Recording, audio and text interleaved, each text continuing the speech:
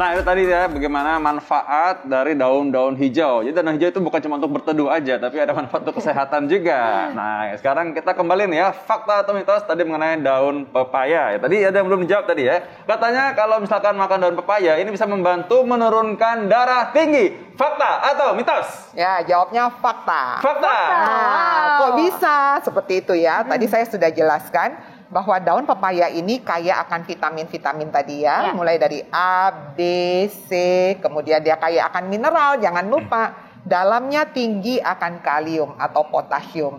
Selain itu juga ada flavonoid, itu semua antioksidan yang akan bekerja bersama untuk ikut membantu menurunkan tekanan darah ya. Jadi mereka itu adalah salah satu komponen, pastinya kalau bicara penurunan tekanan darah kan bukan hanya pepaya aja, daun pepaya, artinya mereka harus kolaborasi. Salah satu dia memberikan efek yang sangat baik juga untuk menurunkan tensi. Dok, tapi kalau misalnya untuk menurunkan darah tinggi, ini yang bagusnya kita makan berapa kali sekali gitu dok? Ya, kalau kita melihat seperti itu, memang tergantung olahannya mau seperti apa. Dari penelitian, mereka banyak memberikan dalam bentuk jus daun pepaya, kemudian ekstraknya diambil dan dibikin dalam bentuk kapsul. Oh, jadi bisa ada ekstraknya juga ya dokter ya? Ada, jadi ekstrak diambil kira-kira 500 gram daun pepaya, jadi setengah kilo daun pepaya. Kemudian mereka jus, setelah itu mereka ekstraksi dan akhirnya dihasilkan yang namanya kapsul daun pepaya. Ya. Bentar, ini aku nggak konsen nih baunya enak banget. Ini baunya enak banget. Nah, kalau misalkan dimakan seperti ini sebenarnya bisa menurunkan darah tinggi nggak? Ya kan soalnya orang nggak tahu pakai ekstrak tadi sebenarnya. Betul. Makannya beginian. Iya. Bisa dok kalau? Pasti bisa jawabannya, karena yang diambil tetap adalah daun pepaya kan, daun pepaya yang mereka jus toh. Penelitian ini harus diingat banyak dilakukan di negara-negara Eropa sana. Negara Eropa pastinya kalau mengolah daun seperti ini tidak lazim buat masyarakat mereka. Yang ngerti mengolah adalah banyakan orang Asia. Ya, jadi pasti mereka akan lakukan cara yang mudah, yaitu diambil jusnya aja, diekstrak dan dijadikan kapsul. Tapi kalau misalnya kita mau konsumsi biasa nih dok, direbus atau dimakan, ini ada takaran baiknya nggak sih dok? Misalnya yang bermanfaat buat kita tuh seharinya berapa banyak gitu? Baik, karena ini kan adalah bagian dari sayur kita dan kita selalu mengajarkan untuk mengkonsumsi sayur dan buah sebanyak 5-6 porsi sehari. Artinya kurang lebih sayuran 300 gram, sedangkan buah-buahan juga kira-kira 3 penukar. Atau ya kalau nggak mau repot ya 300 gram juga. Jadi yang paling baik ya lakukan seperti itu, ikut dalam pola gizi seimbang. Ya, tapi rutin. Jadi artinya hari ini misalnya menunya Dr. Vito daun pepaya.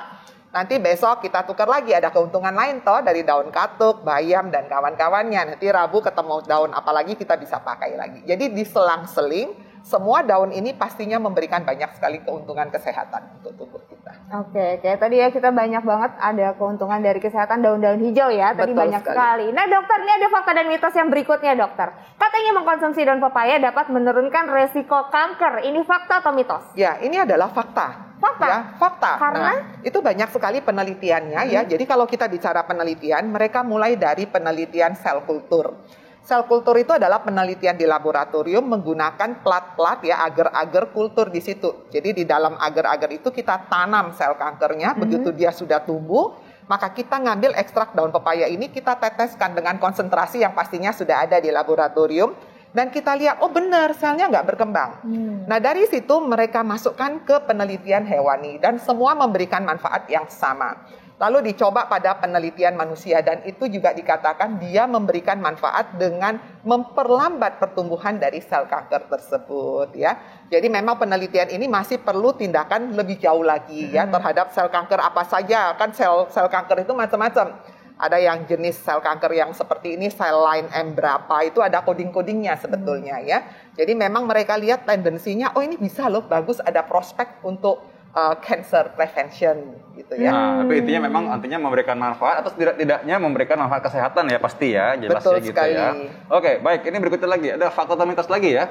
Kalau misalkan katanya kalau dengan membasuh muka dengan rebusan air daun pepaya ini bisa mengatasi masalah jerawat? Waduh, ini fakta atau mitos? Ya, pasti jawabannya mitos. Oh mitos. Tadi aku udah senang-senang lagi ada jerawat nih dok. Ya, langsung mau direndam airnya dipakai. Ini nggak mau rugi nih, makanannya dimakan, rebusannya dipakai buat cuci muka. Ini nggak mau rugi. Ya, ini mitos sekali ya. Jadi kita lihat penelitian itu semua membuktikan bahwa daun pepaya ini akan memberikan efek benefit yang bagus kalau kita konsumsi. Bukan buat salep atau dioles-oles seperti itu.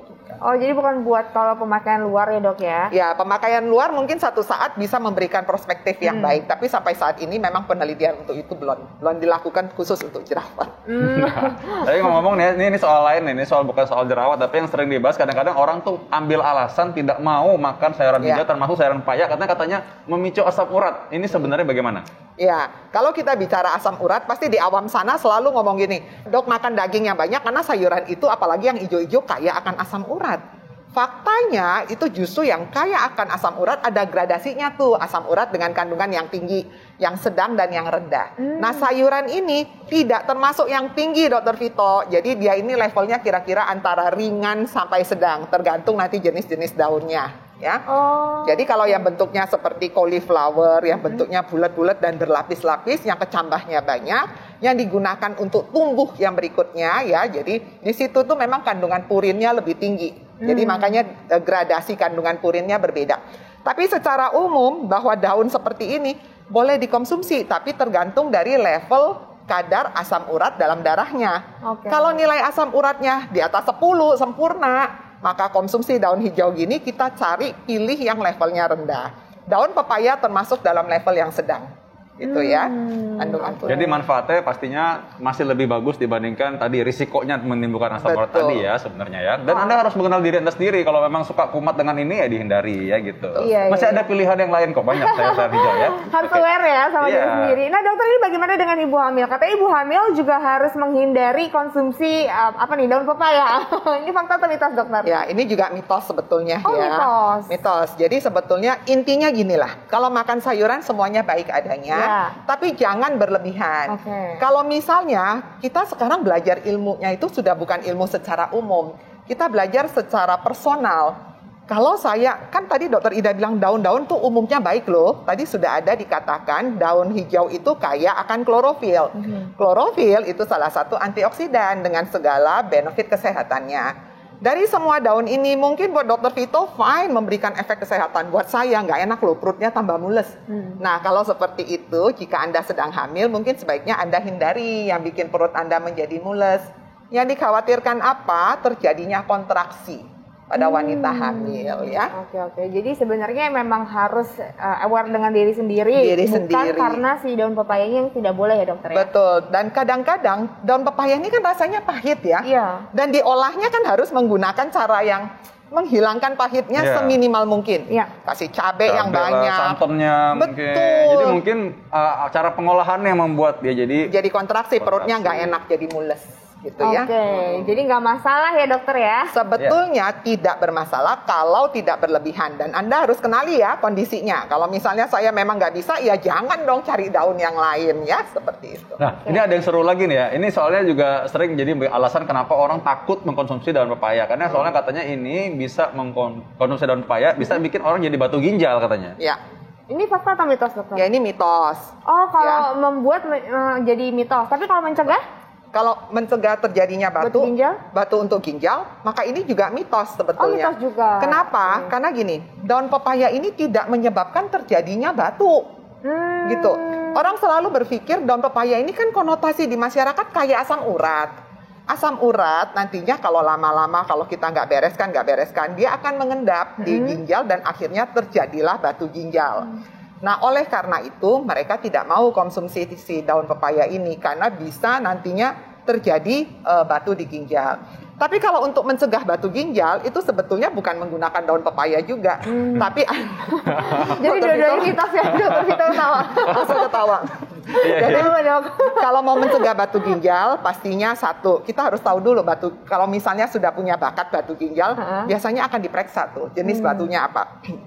Kalau batunya bisa batu urat, bisa batu kalsium, kita hindarin batu-batu seperti itu. Yang kedua, perbanyak minum air putih. Karena air putih itu juga ikut untuk membuang kerikil-kerikil atau pasir-pasir batu ya yang masih kecil-kecil itu, sehingga tidak menjadi batu yang lebih besar gitu ya. Jadi orang suka mengambing hitamkan si daun pepaya ini, bagus loh mencegah batu ginjal, alhasil dia makan berlebihan, ternyata ginjalnya mempunyai masalah yang lain juga seperti itu. Nanti disalahkan lagi seperti itu ya. Ini adalah lagi fakta mitos yang dipercaya oleh ibu-ibu ya dan bapak-bapak mungkin ya. Membungkus daging dengan daun pepaya dipercaya dapat membuat daging menjadi lebih empuk. Ini fakta atau mitos? Dan ini fakta. Fakta. Wah, bisa hebat ngebantu ya ibu-ibu di rumah. Betul. Kenapa tuh, dokter? Jadi gini, zaman dulu tuh ya, orang-orang tua itu kan selalu berdasarkan pengalaman. Dia nggak punya dasar studi ilmiahnya.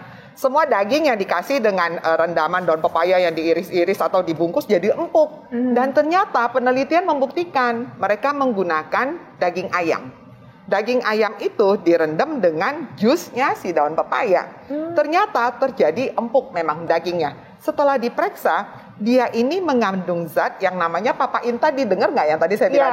Apa sih dok? Apa sih? Itu apa bisa dibentuk ya? Ternyata dia bekerja dengan memotong kerja dari enzim yang ada di otot. Yaitu dia memperlambat kerja dari aktin dan miosin. Nah, itu adalah bagian dari otot kita. Kalau kita bagi serat otot itu ada serat aktin, serat miosin.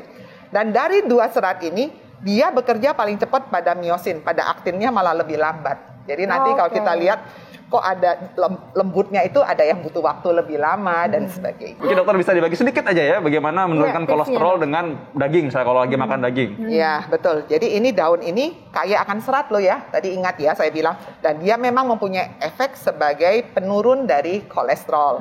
Jadi kalau ya sebenarnya enggak juga ya Dokter Vito ya. Dokter Vito ini kepengen membenarkan makan daging yang banyak. Kemudian Bukan, justru kita mau meluruskan maksudnya. Karena orang tuh merasa gini dokter, saya tuh gemesnya gini, nggak apa-apa dok makan daging berlemak kan pakai daun pepaya gitu loh maksudnya. Nah itu jadi merasa bersalahnya mau disingkirkan. Padahal tadi sebenarnya kan ya kalau kita makan daging banyak juga ya enggak juga. Enggak juga. Betul sekali. Jadi intinya makan daging itu selalu jangan berlebihan. Intinya harus gizi seimbang lah ya. Daging itu kan memang udah tahu, udah jelas kayak lemak jenuh, di dalamnya kandungan kolesterolnya juga aduhai. Kalau kolesterol kita memang tinggi, ya kita jangan makan berlebihan. Tapi bukan berarti nggak boleh loh ya. Jadi harus tahu yang namanya diet itu bukan berarti tidak makan, tapi diatur makannya. Seminggu berapa kali, jumlahnya berapa, cara olahnya seperti apa. Jadi ini berarti sehat tapi bukan untuk menebus rasa bersalah Anda kalau makan banyak daging kolesterol. Oke, ya dokter terima kasih banyak. Tadi kita udah membahas masalah ini yang common ya, kita suka dijadikan rebusan, jadi lalap. Nah tapi ini juga ada yang common, orang biasanya kurang tidur, namanya begadang. Tuh dokter, perlu udah diingetin kan sama Roma, begadang jangan begadang. Nah itu, tapi katanya kalau begadang ini bisa bikin orang jadi stroke atau penyakit yang lain. Ini benar atau enggak? Kita akan bahas satu lagi, tetap di Hidup Sehat.